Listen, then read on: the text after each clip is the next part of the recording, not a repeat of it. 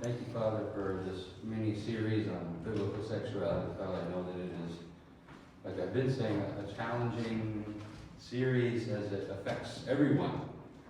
But God, we know that there's hope in you because of your Son, because of what Jesus did on the cross. May we never think that that we're without hope. May we realize that, as I said, in Romans 8:1, it says, therefore there is now no condemnation. We're going to be talking, God, about purity. And again, it is a difficult subject. But Father, I pray that we would not remain hopeless as a result of this sermon, but that we would go forth this week and really from here on out, knowing that you are in the struggle, you are in the fight with us, God, in this very important aspect of life. Help those who are married, help those who are single, help those who maybe are widowed. Pray that you might help all of us, God, whether young or old, no matter our background. I pray that you would help us, God. Help us to listen, help us to learn, help us to apply these practical things that I'll be mentioning. Put words in my mouth that maybe I didn't want to include, and I pray that you take words out of my mouth that you don't want me to include. I thank you for everything. In Jesus' name, amen. So, sad to say that this is the last Sunday of this mini-series on biblical sexuality.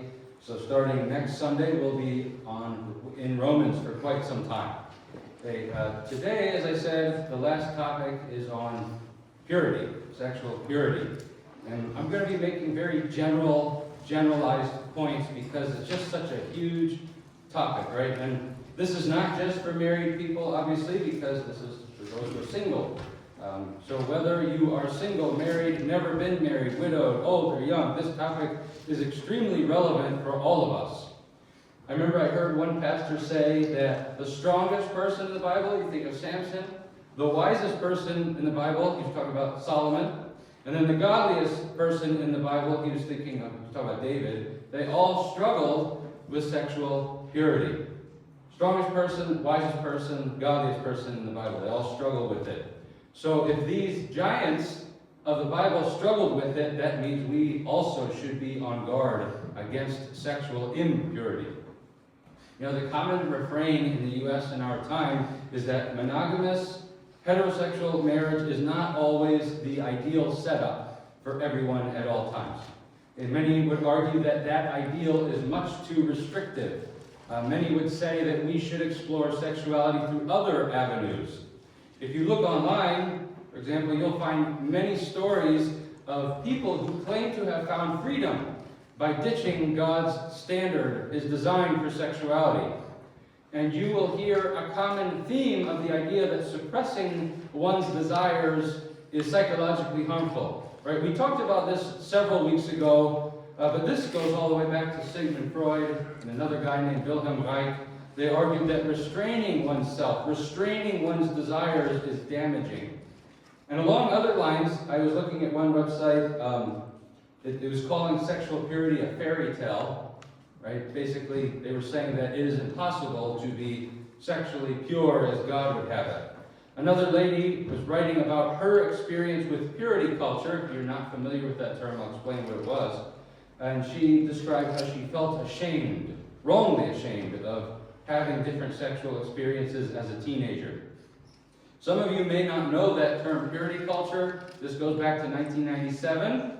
There was a previous pastor, he now says he's not a Christian anymore. His name is Joshua Harris. He wrote a book called I Kissed Dating Goodbye. Anybody heard of that book? Yeah, some of you. Right? Now this book, along with a movement called True Love Waits, it sort of initiated what was called a purity culture in the late 90s, early 2000s in Christian circles. I remember in my church, there were girls getting purity rings where they would make a pledge to save themselves from marriage, which is a good thing. And also in that book, Harris argued that instead of dating, like most people do, that Christians should do what is called courtship. Now, what I found funny about these stories about the damaging effects of purity culture is that I myself went through the tail end of the purity culture. I went to college starting in 2010. I became a Christian in 2010. And the campus pastor more or less went through that book with us as students. And I actually got a lot of benefit out of it. I came away with the idea that dating should be something serious And God holds us accountable for sexuality. That's what I got out of it. Was I always pure in college? No, right? I saved myself for marriage, but was I always pure in my thoughts and where I was looking with my eyes? No. But I never once thought that God is the problem or that the Bible is the problem. Right? I always understood that I'm the problem. I'm the problem. We're the problem. But God is going to help me. He's going to help us in all these temptations that we face. So my point in telling you about this is that people love to twist themselves out of God's standards for sexuality. So you get someone like me saying that the purity movement, looking through the Bible, it helped me a lot in this aspect of life. Helped me to view relationship with girls as something very important, not as something to play with. And then you get someone else saying online that all their life problems are because someone told them or because the Bible says that we're going to be accountable for our sexual life. Right? It's funny how people view and talk about the very important subject of purity. Now, with that being said, sexual purity is not always an easy goal. As people, we have all sorts of desires, and as we all know, we've all been there. Well, some of you have not been there. But as we hit our teens, our early 20s, those desires are very, very strong. Okay, so it is quite the challenge for people in the prime of their life to restrain themselves so as to honor God. But really, we all know that struggle never goes away. It does not go away. You could be 80, 90, and that struggle might never go away. And something that makes this even more difficult in terms of purity is that we have become very desensitized to promiscuity and different types of sexual images. You go into many stores, you might go into websites, and you might see images that you never planned on seeing. There are also many people who, as part of this in our culture, have become desensitized to certain ways of dressing. I remember, just as one example, I was working with a girl in Allentown in the hospital, and she wanted to show me a picture of this other girl who was also a coworker. I didn't know that this picture was going to be of this other girl going to a party. So I saw the picture, and the girl was clearly dressed in a very provocative way, and I said to my coworkers, I don't need to see this. And she said, why? She's not naked. And both these girls go to church, by the way. They both went to church. And I realized in that moment how numb we have become to certain ways in which we express sexuality. Okay, all this to say that maintaining one's sexual purity in this day and age is not always an easy task. Nevertheless, God calls us to be pure, whether we are married or not. And I know that He helps us in this fight. Okay, we are not without help. Okay, but what we'll do now is we'll go through some of the verses or passages that illustrate some of the things we can say about this very important topic. Now, I only chose 2 passages for the sake of time. There's just so much that could be said, right? So I'm going to hit just some of the highlights of how we can achieve or how we should view sexual purity. So the first passage, as I open up the Bible here, is from Matthew 5, 27 to 30. Actually, I can just read it off there. I surprised myself. This is a very well-known passage. Jesus says, "You have heard that it was said, 'You shall not commit adultery.' But I tell you that anyone who looks at a woman lustfully has already committed adultery with her in his heart. If your right eye causes you to stumble, gouge it out and throw it away. It's better for you to lose one part of your body than for your whole body to be thrown into hell. And if your right hand causes you to stumble, cut it off and throw it away. It is better for you to lose one part of your body than for your whole body to go into hell." So that passage, you probably know, comes from the Sermon on the Mount. A very well-known passage. Probably almost all of you have heard Jesus' words on this matter. And I chose this particular spot because Jesus tells us where purity begins. Does he not? He tells us where purity begins. To even begin to understand how to approach purity, we must know where to start. According to Jesus here, according to Jesus, it all starts in the mind. It all starts in the mind. Some think, and I've heard this, right, talking to some guys, some think that as long as they keep their hands away from somebody, right, as long as I keep my hands off, then I'm okay. But the terrifying thing, and it is terrifying, is that God will one day judge us even for our thoughts. Nothing escapes God's notice.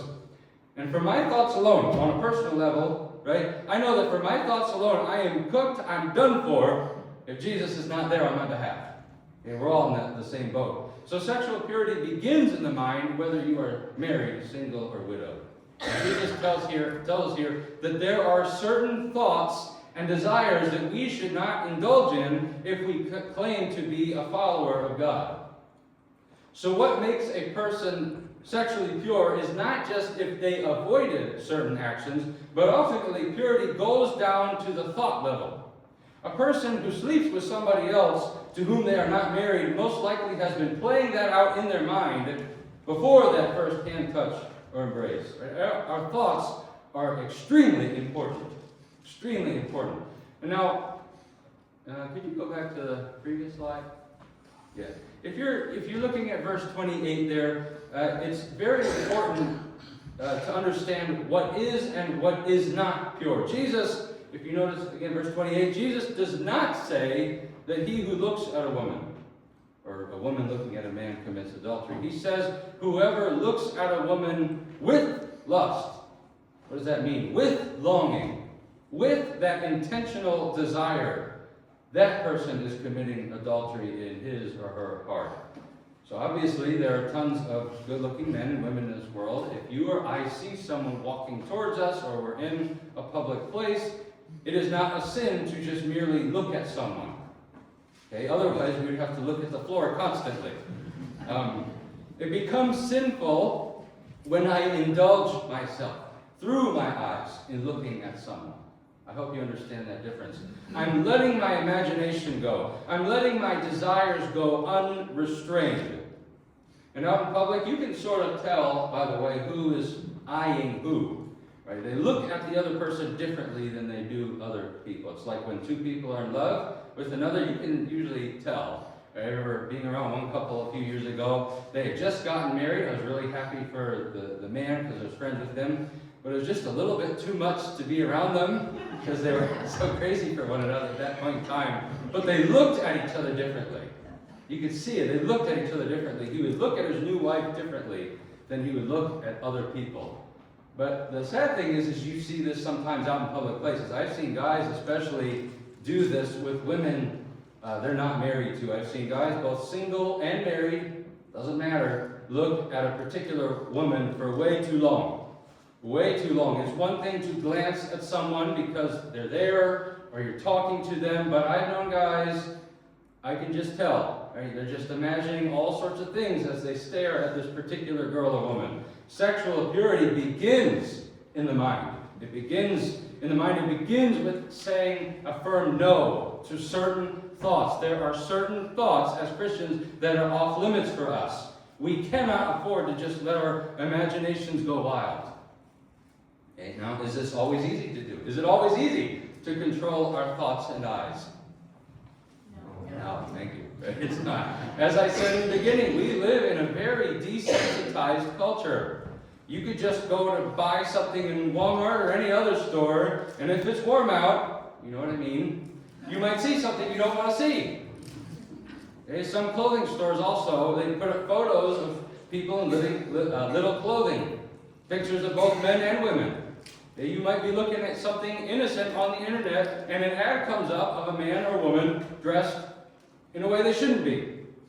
So here you are, and this is for both men and women, right? You just want to buy something for your house, your job, you want to buy new clothing, or you're looking up something innocent on the internet, and here you come face to face with temptation. What are you to do? What should you do? This is important to talk about, right? And this is nothing profound. One, look away. Right? Look away. Duh. Look away. You don't need to keep looking at that man or woman. Right? You don't need to keep looking at them. If you're on the internet, either click to go to another page, scroll up or down, or get off the computer entirely.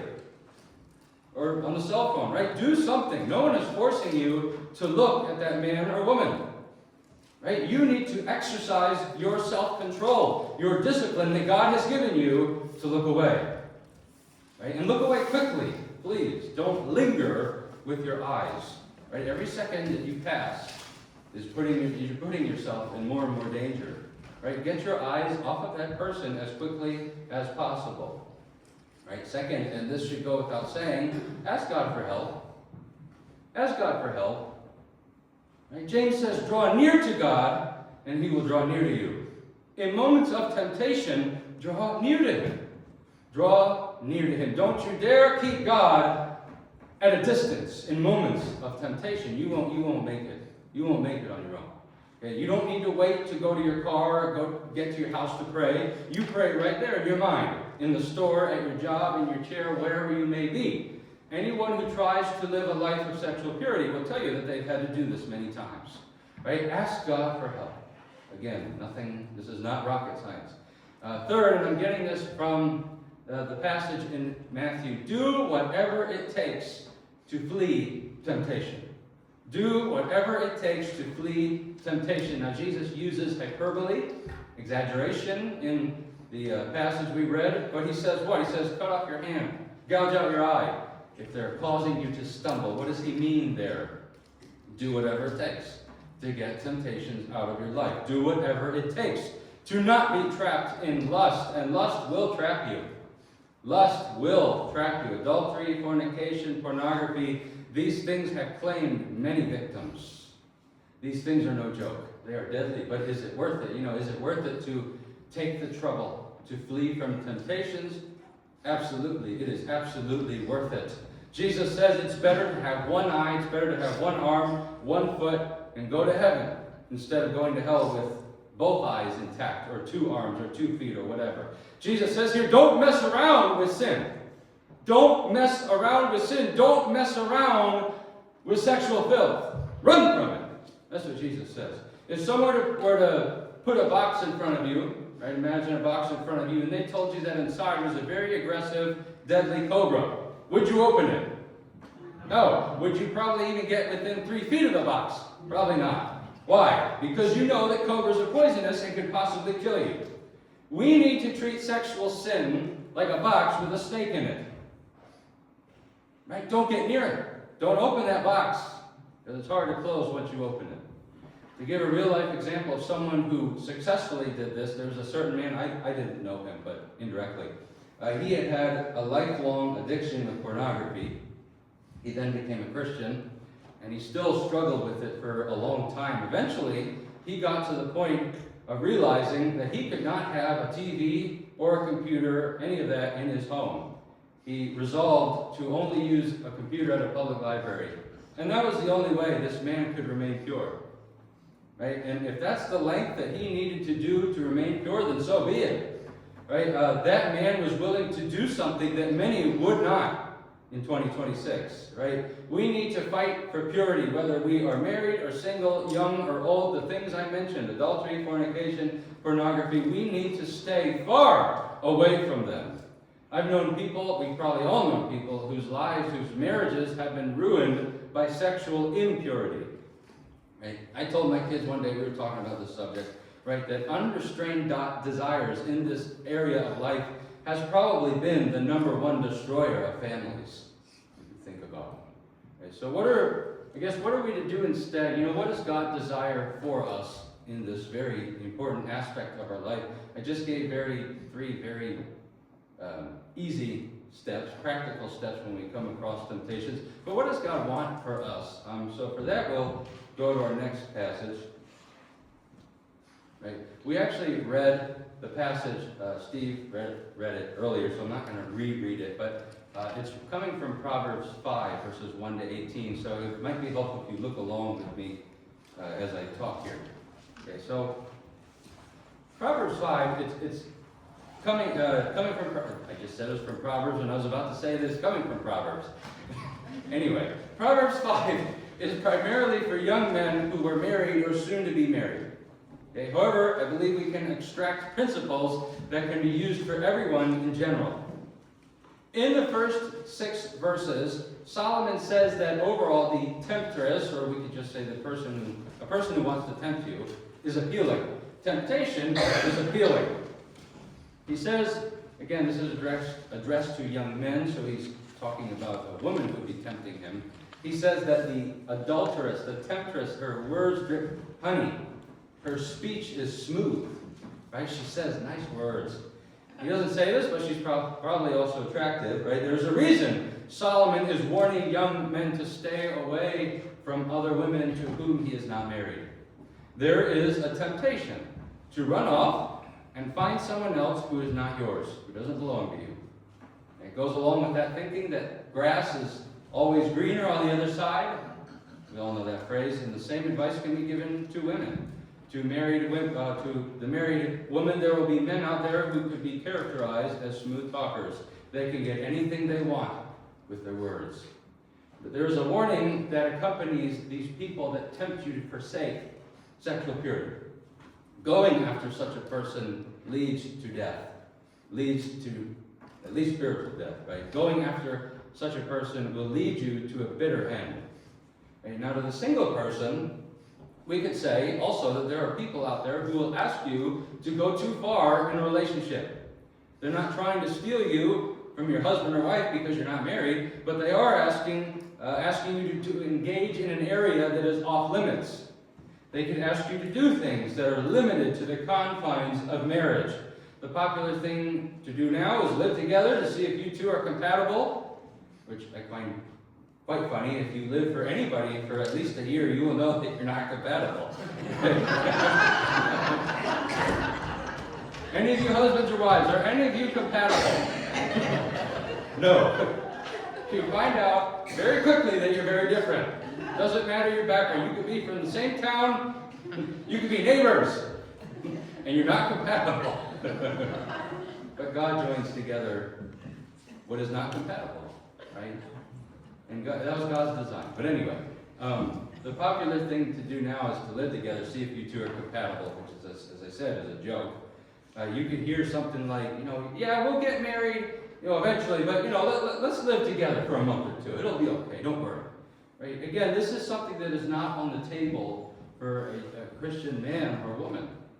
You will undoubtedly end up doing things that are reserved for spouses. That is why it is so important. It is so important for the single person to limit their selection to Christians. I know that there are a whole lot of attractive and nice non-Christians, but trust me, your values they shouldn't ultimately line up. A devoted Christian who ends up dating a non-Christian is like a fish trying to go out with a bird. Right? It won't, nor should it work. It shouldn't work. And the same way that a person who tempts someone to leave their spouse will end up in disaster, so will a person tempting the single Christian to do things reserved for married life. Right? In my opinion, there is no such thing as sex with no strings attached. It just doesn't exist. Okay, God created this act of union between a man and woman, and only a man and woman, to be for marriage and marriage alone. And then verses 7 to 11, if you're still following along with me, Solomon says two very important things here. One, stay away from the temptation. And two, one who falls into temptation will end up losing something. So we just talked about what to do in the previous passage, what to do when we come across temptation. But what if we could stay away from temptation so we're not tempted in the first place? You following me? Some people put themselves in harm's way. Some people put themselves in harm's way. Some people go to places or they hang around people that they have no business being around. Right? It's like if you take a recovering alcoholic and they think to themselves, I can go sit at this bar and drink water. They're probably going to stumble eventually. It's the same thing with sexual purity. If you know that on, for example, a certain website contains certain very revealing ads, then don't go to that website if possible. If you feel tempted in a certain store because they have revealing photos up on the walls, right, then it'd probably be better to not go there if possible. Now, we can't escape all temptations, we know that, but there are times when we certainly put ourselves foolishly into situations where temptations are sure to get us. Sometimes do that to ourselves, and it's not smart. Okay, Solomon says in verses 7 and 8 to stay away from temptations. And the next, Solomon points out that those who indulge in temptations end up losing something. In verses 9 to 11, he says that the one who commits adultery loses their honor, their dignity, their wealth, and their mental sanity. I'm summarizing what he says. I think we could say that in general, we end up with loss when we stray from sexual purity. Hope you understand. Okay, you lose respect for sure. You can lose respect. You might end up losing money if revenge is involved or you have to pay for a lawyer's fees. Your health might be impacted, right? If you get an STD or something like that, you might lose your sanity if you're working really hard to cover up what you did. Those are all real possibilities. But you also lose the freedom of a clean conscience. You lose the freedom of a clean conscience when you engage in impurity. Anyone who has had a guilty conscience can tell you it's very difficult to live with that sort of affliction, right? So there's different ways you can lose things by forsaking sexual purity, right? God gives us guidelines for a reason, therefore our good. Okay, and lastly, verses 15 to 18, this is very important. We see the advice to be satisfied with what God has given you. Be satisfied with what God has given you. It says, rejoice in the wife of your youth. I'm taking that just in a general sense. Be satisfied. Be satisfied with what God has given you. This is specifically written to that married person or soon-to-be married person, but I think it can also apply to the single person, right? For the married person, enjoy your spouse. I know you're not compatible, but enjoy them anyway. Enjoy your spouse. Right? You remember in the beginning when you enjoyed those little quirks about them?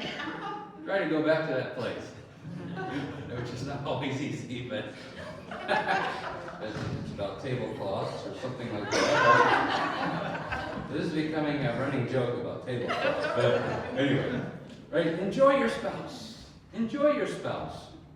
Right? But I think this also applies to the single person.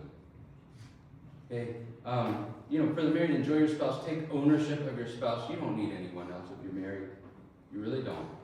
No, the grass isn't greener on the other side. Right? And if you need help with your marriage, please don't be afraid to seek out help. Please, if you're ever struggling with your marriage, please talk to me, right? I want to help.